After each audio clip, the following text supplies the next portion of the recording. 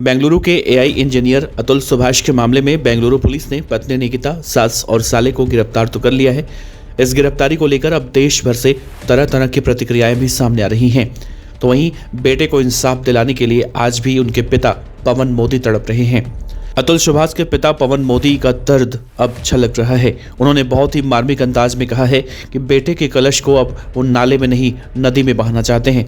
आपको बता दें कि अतुल ने अपने आखिरी वीडियो में कहा था कि अगर उनकी मौत के बाद भी उन्हें इंसाफ नहीं मिला तो अस्थि को नाले में बहा देना। पवन कुमार मोदी ने कहा कि अतुल के दोषियों की गिरफ्तारी तो हो गई, लेकिन अब इंसाफ नहीं मिला है। उन्होंने ये भी कहा कि मैं बेंगलुरु पुलिस को धन्यवाद देना चाहता हूं कि उन्होंने इतनी मेहनत करके ये काम किया है। हालांकि कुछ और लोगों के भी नाम हैं जिनकी गिरफ्तारी अभी नहीं हुई है। उन्होंने कहा कि मुझे विश्वास है कि बहुत जल्दी बेंगलुरु पुलिस उन पर भी कार्रवाई करेगी।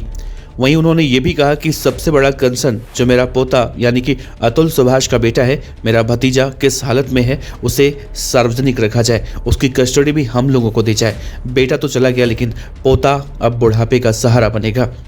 पवन कुमार मोदी ने कहा कि सिर्फ गिरफ्तारी होने से न्याय नहीं मिलता। जब तक न्याय नहीं मिलेगा हम चुप नहीं बैठने वाले। इंसाफ के लिए हम कोर्ट का भी सहारा लेंगे।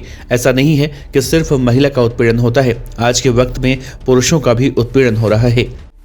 महिलाओं की एम्पावरमेंट की बात तो सब लोग करते हैं, लेकिन पुरुषों के एम्पावरमेंट की बात कोई नहीं करता है।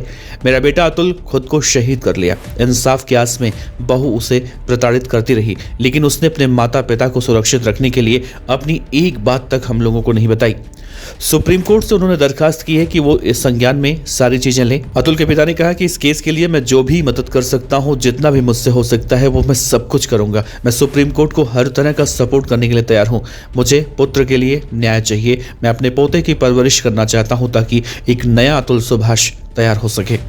पवन ने कहा कि इस देश के कानून को बदलना होगा, नहीं तो ऐसे कई अतुल सुभाष और भी शिकार हो जाएंगे। आपको बता दें कि पत्नी और ससुराल वालों पर प्रताड़ित करने और न्याय व्यवस्था में खामी का आरोप लगाकर सुसाइड करने वाले एआई इंजीनियर अतुल सुभाष ने 1.5 घंटे के वीडियो के साथ 23 पेज का सुसाइड नोट छोड़ा था। इसमें उन्होंने शादी की शुरुआत से लेकर पत्नी से विवाद के बाद खुद पर लगे एक एक केस और सुसाइड की ओर धकेलने वाले हर पॉइंट को विस्तार से समझाया था। अतुल ने आत्महत्या करने से पहले खुद पर दहेज उत्पीड़न से लेकर हत्या समेत कई मामले दर्ज करने के लिए सुसाइड के लिए उकसाने का आरोप अपनी पत्नी निकिता सिंघानिया, सास निशा और पत्नी के भाई अनुराग और पत्नी के चाचा सुशील सिंघानिया पर लगाया था।